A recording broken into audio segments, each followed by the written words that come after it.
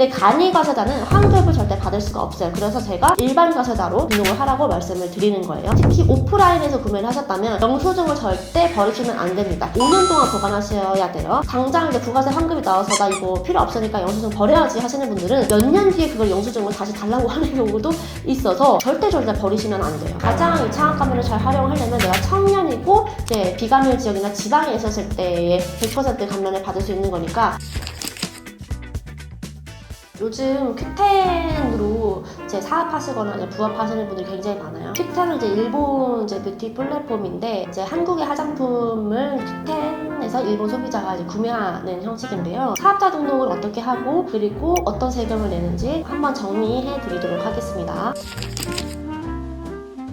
사업자 등록을 할 때는요, 간이과세자랑 일반과세자 중에 선택을 할 수가 있는데 일반과세자로 선택을 하셔야 돼요. 많은 분들이 간이과세자가 이제 부가세 세금 혜택이 있다고 하니까 간이로 등록을 하시는 분들이 있는데 큐텐처럼 글로벌 셀러를 하시는 분들은 일반과세자로 등록을 해야 더 세금 혜택이 있습니다. 제가 뒤에서 한번 말씀드릴게요. 또 개인사업자, 법인사업자, 개인사업자로 시작을 하시면 됩니다. 큐텐 플랫폼은 개인사업자도 입점이 가능하거든요. 일본의 이제 라쿠텐 같은 경우는 법인만 입점이 가능하고 신설법인은 1년 이상 지나야지만 법인 입점이 가능한데 큐텐 같은 경우는 개인 사업자도 입점이 가능하시고요. 그리고 업종 코드는 525101로 전자상거래 소매업을 쓰시면 되시고 주소는 이제 집으로도 등록 가능하신데 집 주소가 노출되시는 게 꺼려주시면은 이제 비상주 사무실로 등록을 하셔도 되고요. 다만 내 지역과 다른 비상주 사무실로 등록을 해서 창업감면을 혜택을 받는 거는 국세청에서는 실질적으로 어디서 사업을 했느냐가 중요하기 때문에 카드 사용 내역이나 뭐 IP 내역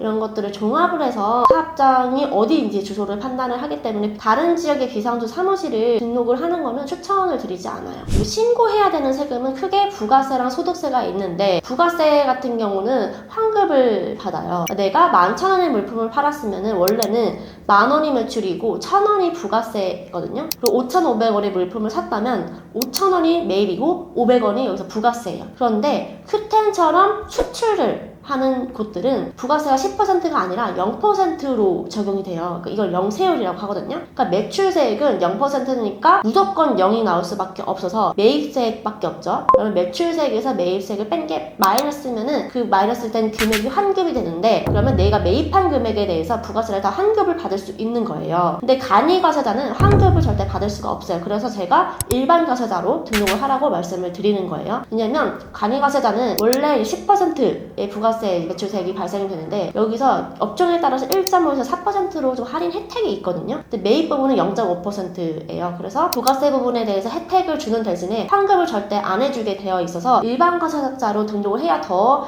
큐텐셀러분들은 더 혜택이 있으신 거예요. 부가세 환급이 되는 항목들은 이제 내가 매입한 상품 금액, 그리고 이제 배송비, 소모품비, 뭐 박스비, 테이프, 그리고 컴퓨터 이런 비품들 구매하시는 것들이 환급이 됩니다. 환급이 안 되는 것들은 이제 1인 셀러 같은 경우는 식비 안 되시고요. 교통비도 안 되십니다. 그러니까 부가세 법상 이제 교통비는 환급이 안 되게 되어 있고 소득세 때 비용 처리가 되게 되어 있습니다. 부가세 환급 같은 경우는 1년에 2번 상반기 거를 이제 7월 25일까지 신고를 하고 8월 중순까지 환급을 받고 하반기 거는 1월 25일까지 신고를 하고 2월 중순까지 환급을 받는데 보통 1년에 2번 신고해서 환급을 받는 게 개인사업자 일반 신고인 거고요. 수출을 하시는 경우에는 조기 환급을 통해서 분기마다 그리고 월마다도 환급을 받을 수가 있어요. 근데 개인사업자의 기장료는 일반적으로 1년에 부가세를 2번 신고하는 것에 대해서 세팅이 되어 있기 때문에 만약에 분기마다 월마다 원하시는 경우에는 별도로 서비스를 이용해 주시면 되는데 보통 환급 금액이 월에 막 3천, 4천만 원 되시는 분들은 이제 단기보다는 월마다 환급 신청을 하시는 게 현금 흐름상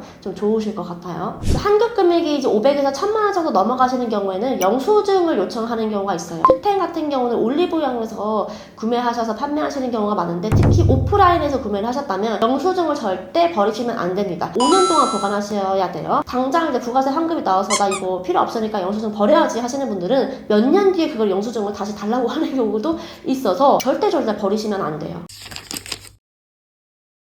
그리고 소득세 같은 경우에는 1년치의 매출 매입을 다음 연도 5월에 이제 신고를 하게 되는데, 소득세 같은 경우는 창업 감면이라고 해서 Q10으로 전자상거래 사업을 처음 하시는 분들은 청년, 비청년이냐, 그리고 서울 비감리 지역에 따라서 감면율이 달라져요. 청년이고 지방에서 사업을 한다면 100% 소득세 감면을 받을 수가 있어요. 이 이제 창업 감면은 소득세 신고를 할 때 신청을 하면 되는 거고, 사업자 등록을 할 때는 별도 신청하는 서류가 없습니다. 그리고 이 창업 감면은 소득이 발생한 날로부터 5년간 받으실 수 있어요. 그렇기 때문에 가장 이 창업 감면을 잘 활용하려면 내가 청년이고 이제 비감면 지역이나 지방에 있었을 때에 100% 감면을 받을 수 있는 거니까, 내가 비청년이 되기 전에 이제 사업자 등록을 좀 미리 내놓으시는 게 좋아요. 이 사업을 하실 거면은 12월에 만약에 사업자 등록을 냈다 이러면은 한 달치를 감면을 받으려고 이제 소득을 발생하는 것보다는 올해는 이제 소득이 발생 안 하게 하고 내년부터 이제 소득이 발생하게 하면은 내년부터 5년, 그러니까 26, 27, 28, 29, 30 이렇게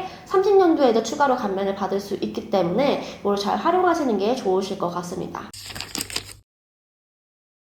지금까지 휴태 하시는 분들 어떤 세금을 내야 되는지, 그리고 어떤 항목을 환급 받을 수 있는지 정리를 해봤는데요. 만약에 휴태 하시는 분들이 세금 고민이 필요하시면은 저희가 전화상거래 업체만 500개 정도 관리를 하고 있기 때문에 저희 쪽으로 연락을 주시면은 저희가 이제 대표님에게 맞는 세금 관리를 해드리도록 하겠습니다. 감사합니다.